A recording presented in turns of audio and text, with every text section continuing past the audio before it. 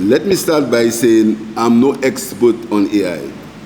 I approach this subject as a layperson with a curious mind, trying to stay abreast of diverse issues like sports, politics, innovation, technology, climate change, and healthcare. AI has surged in importance worldwide in recent years, awakening my own interest as well. The potential impacts of AI advancements on academia, industry, government, politics, and the environment have become global talking points. No doubt, this is why we are here for this summit. What is AI? And I did, like most other people, I contacted Mr. Google. And it said, AI is a set of technologies that enable computers to perform a variety of advanced functions, including the ability to see, understand, and translate spoken and written language, analyze data, make recommendations, and more. I note that this summit is an AI South Summit. This is significant and timely, coming at a time when the digital divide reveals the stark reality of how far behind are the countries of the South in relation to countries in the North. I sincerely hope that this exercise will result in the sharing of knowledge and expertise that will help in creating more awareness and the practical application of AI to the people of St. Lucia and the South in general. Recognizing the wealth of expertise present today and the speeches I have heard, I'm both honored but somewhat reluctant to accept this invitation to share a vision of how St. Lucia might harness the power of AI and other emerging technologies. The chance to discuss these topics with such knowledgeable individuals is invaluable. While I know there is much I can learn from each of you, I look forward to sharing my layman's perspective on how these advancements can support St. Lucia's developmental goals, strengthen our economy, and create new opportunities for our people. My most vivid experience with AI happened in a store in New York a few months ago. I went into this store and I picked up a few items. And I first, when I entered, I was surprised I saw no cash registers. So that struck me. But I'd known that you could do your own scanning, right? Now normally, when I travel, I always have some handler. I won't tell you who she is. Who always wants to tell me what to do, how to do it, or when to do it. So I picked up a few items and I looked to pay. So I thought that was a setup. So I saw some people take the items and put it in something like a white box. So they said, just put the item there. So I put my items there. And then something said, 6 items cost X amount of dollars and show and put your credit card. Imagine, no one there. I didn't count the items myself. The machine counted the items and told me how much to pay.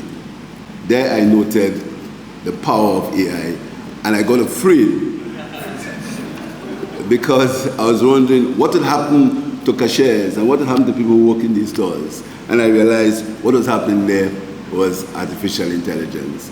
And I left the store wondering why I was a politician. AI is indeed a complex and rapidly evolving field, with implications that reach far beyond technology alone. For developing countries like St. Lucia, understanding and leveraging AI isn't merely about keeping pace with the rest of the world.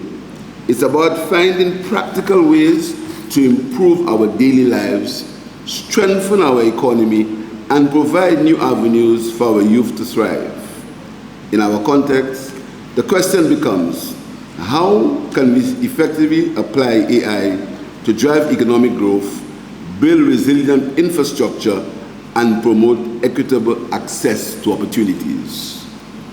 A common feature of countries in the South, including St. Lucia, is a youthful population.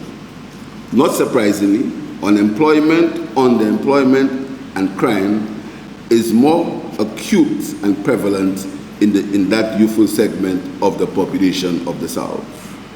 In St. Lucia, we have created a sector called the youth economy, where, with the support of the Caribbean Development Bank, government provided support through financial, mentoring, training, and marketing to young people wishing to convert their hobbies to entrepreneurship and skills into business. The response from the young people of St. Lucia has been amazing.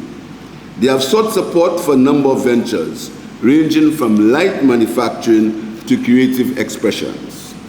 Government has also supported a company operating an innovation hub, which will no doubt use AI. This innovation hub is intended to support the work of technology-driven entrepreneurs in St. Lucia, whose work is focused on the development of digital platforms or Internet of Things, IoT devices. The challenge is, how can we use the opportunities of AI to improve, expand, or introduce new business ventures for these ambitious young people?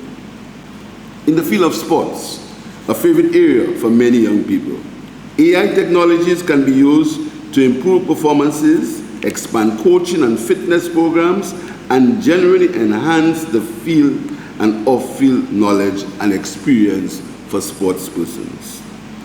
The government of St. Lucia believes that economic development must be about enhancing the welfare of people. I noted the use of the word computers in my definition of AI. In this regard, the government of St. Lucia has embarked on a one laptop per student initiative in the education system of the island. To date, every secondary school child has access to an electronic device to enhance the learning experience. Government is also training teachers and curriculum developers to prepare subject matter to be downloaded for teaching and learning with these devices. It is hoped that with the early introduction of computers to our population will become globally competitive and be able to have the required skills necessary for a changing workplace.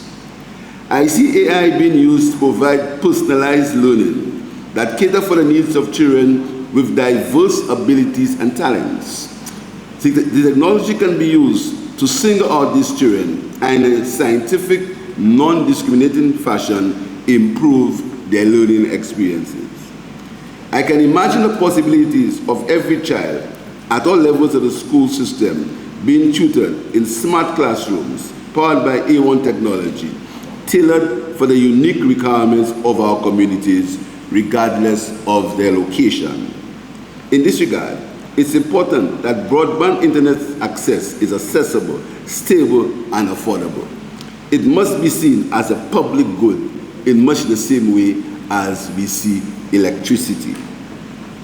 In St. Lucia, our education system, while becoming technologically compliant, must provide skills and training to enable people to work from home, as the global market will require software developers, content developers, and data analysts who can provide services in remote locations and lower the unemployment for people who possess these skills. Without a healthy population, economic development is hampered. A few years ago, the world suffered from the devastating effects of the COVID-19 virus. Of course, the South suffered disproportionately to the North in many ways, including the availability and cost of medicines and vaccinations.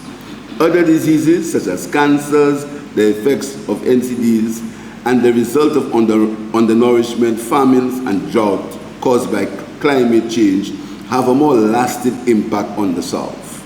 I expect the summit to provide the ideas for the use of AI to improve the access, the affordability, and quality of healthcare to our South. Can the use of AI platforms provide more opportunities in telemedicine, early detection signals, and allow medical experts networking in research and the ability to perform medical procedures that will be made available to more people in the countries of the South? We look forward and expect answers to these important questions as we in St. Lucia achieve or try to achieve universal health care for all. As our economies become more dependent on tourism, the South, including St. Lucia, is in the unique position of having to compete for visitors from the source markets that themselves depend on the tourism industry as an economic driver. Some examples are the economies of the United States and Europe that depend on tourism to a large extent. Facing such competition from the more powerful North, small islands have to leverage AI to enhance the visitor experience and market the uniqueness, charm, natural beauty, and most importantly, the friendliness of our people. I expect the conference to advise our tourism stakeholders on marketing techniques that can provide personalized travel options to the different segments of the market. AI can be used to assist in leveraging our competitive advantage in tourism, to analyze information on visitor preferences, expectations, dislikes, and the overall visitor experience. Potential visitors can be exposed to virtual tours of our landscape and attractions, thus creating the desire to visit the destination in person. The Governor of St. Lucia has declared this year the Year of Infrastructure, and my annual budget was entitled Building Our Infrastructure for a Resilient Economy, reminding the public that the term infrastructure embodies physical, social, digital, and a means of improving the delivery of public services. So for the St. Lucians here this morning, the Year of Infrastructure does not only mean repairing the roads. Government continues to implement measures to enhance our digital framework and facilitate the delivery of services to the St. Lucian public. A key initiative is a web-based DigiGovernment platform where we aim to provide 154 government services across 8 ministries. 46 government services are already available on the platform. In the future, the platform must consider the use of AI to further improve efficiency in service delivery. AI can assist in decision-making to allow public servants to use data-driven information to advise policymakers on what priorities that the people of the country desire. And I just wanted to tell Mrs. Pilgrim, that the Government of St. Lucia has embarked on a policy of 1 university graduate per household. So we hope that apart from increasing the subvention to Sir Arthur's College, we can probably get some more scholarships for the young people of St. Lucia to attend university. To my mind, the question has to be answered by decision makers and the experts in this room is not why AI, but what degree of AI. The future calls for a united approach between the public, private, and business sectors working together, not only in the use and implementation of AI technologies, but to cushion the possible negative effects of AI on the lives and livelihoods of citizens.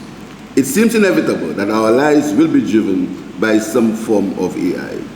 We need to invest in the technology to make the use of AI possible, accessible, and safe. In the final analysis, I believe that a positive use of AI must cause the people of the country to enjoy a better quality of life. The ills that presently plague the majority of mankind in the South, poverty, unemployment, climate change, can be lowered by the effective use of AI.